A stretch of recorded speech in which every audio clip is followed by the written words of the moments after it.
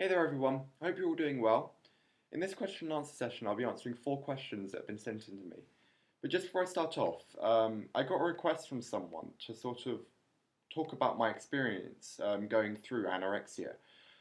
And I was thinking about doing this for a while, and now that it's been requested I probably will do it, and it may start next week, but it'll probably be in a series of videos. Um, it's just because there's quite a lot of aspects to it. But yeah, I'll try and get those. I'll try and get those released as soon as possible. That brings me to my next point. You may have noticed that my videos are becoming fortnightly now. It's completely unintended. I'm just trying to fit these videos around my work schedule. And now that term is coming to a close in Cambridge, I may be able to release a video every week now. But exam term is next term, which may mean that I may stop videos completely until exams are finished. But we'll see. But yeah, we'll start off with this video. The first question I got sent in from me is from someone asking me what this experience has taught me, that is, going through anorexia. And, well, the list is huge. It's taught me so many things, not just being able to go through anorexia, but life in general. And, as the saying goes, what doesn't kill you makes you stronger. And I'm so much stronger now than I was before I went through my treatment. As an example, my dad always brings up that I can stay calm in truly adverse situations, and this is because going through anorexia, it was a major thing, and I just look at things in life now that people think of as crazy as just like, oh, it's not too bad. And as well as this, I sort of approach an adverse situation in a way that's quite logical, and I break things down into multiple steps, which means that every step that I go through isn't in itself too stressful, and that means that in the end I'm not too stressed. And now that I look back on it, this is the way I approach my eating disorder. I try to arrange everything into little battles so that every time I won one, I would feel great, and then that would boost me to move on to the next battle rather than looking at the whole thing as one big giant war. It would have been a mess. I wouldn't have been able to do it. But being able to break it down definitely helped. If you haven't tried it, I highly advise you to. If you can find little things that you feel that you can improve, then approach it that way maybe. Another thing that the experience has taught me is, the true power of friendship. When I was in the inpatient unit, we were all in it together, and that meant that we would try and help each other, even in the smallest possible manner, just trying to comfort someone if they felt down, or just trying to give each other techniques as to how to beat this illness. And now that I'm in uni, I completely do not underestimate the power of friendship, and it's helped me even now for things in life, not just my anorexia. As I said before, the list is really long for things that I've learned going through anorexia, but I'll give you one last example, and it gave me my goal in life. As I said in my very, very first video, I'd always wanted to become an actor when I was in my early teens.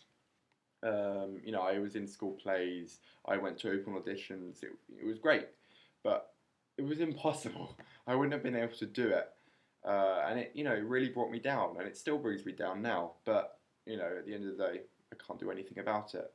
But when I was in the inpatient unit, I realised, what, I want to become a doctor, and here I am. Again, I broke down coming to this point into multiple steps, so GCSEs, A-levels, I didn't think about it as, oh my god, how on earth am I going to be able to get into Cambridge to study medicine? It would have been a completely fruitless attempt to do it that way. Alright, the next question I got sent in, it's not in itself a question, but it's something that a lot of people tend to put before their question. And it's them saying, I have this eating disorder, whether it be anorexia, bulimia, obesity, whatever, and they say, but it's a genetic thing. And I really don't like looking at something like this in that approach. And it's because if you look at it in that approach, you can say to yourself, all right, I've got this illness, but I can't do anything about it because it's genetic. And that way, you aren't really helping yourself. And, I have looked online, I have looked at primary literature, and there is evidence out there that there are genetic contributions to eating disorders, but you know, eating disorders are psychiatric disorders, and psychiatric disorders are polygenic, which means that multiple genes contribute to them, and each gene, their contribution to um, your eating disorder is tiny, absolutely tiny. The environment, however, contributes massively, and if you look at your illness, you can pick apart all of the things that happened in your life that may have contributed to the eating disorder, and you aren't helpless to that extent. And if you look at your eating disorder in a way that's constructive rather than destructive, then you will move forward a lot quicker and a lot more efficiently because you're not looking at it from a helpless point of view. The next question I got sent in is from someone saying that their doctors aren't being terribly helpful or their nurses aren't being terribly helpful. And if this is the case, I highly recommend that you verbalize it to them in a very direct manner and saying, look, you're not helping me in the way that you're approaching my eating disorder, or you don't care enough. And if your doctor has a heart, they will try and approach things a lot better. It may be that you're the last patient that they see in the day and they're tired, but that shouldn't be the case if they're a doctor, but it may be. If it really gets out of hand, I just recommend that you complain to the heads in the department, and they will do something about it, whether it be to discipline the doctor or to get you a new doctor. It can vary. However, there's a caveat to this. I don't want you to think that what I'm saying is that you can willy-nilly choose your doctors, because the doctor you have right now isn't trying to move your treatment on in a way that you feel is best. And this is because a lot of people feel that their doctors are telling them to do things that they may not necessarily want to do, but it's in their best interest to get better. There's a clear distinction here between things that you may not want to do because it may not be beneficial, and things that are beneficial. You've got to try and make that distinguishment. In that case, I highly recommend that if you feel that it's too much, verbalize it to your doctor and say, look, can we slow things down rather than stopping things altogether. Because that way your treatment can move forward. Again, it's fighting those little battles. The last question that I got in from someone is them saying they've just turned 18 and they're thinking about leaving their inpatient unit.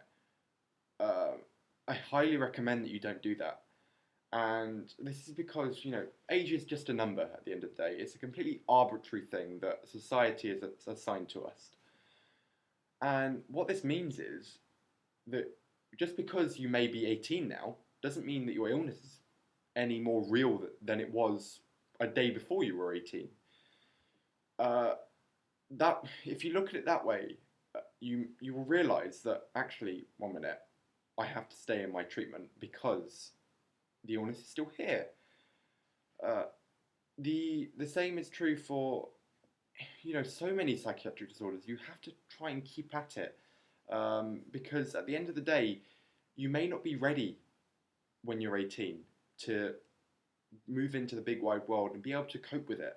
So, I highly recommend that you fight it because it's all in your mind at the end of the day.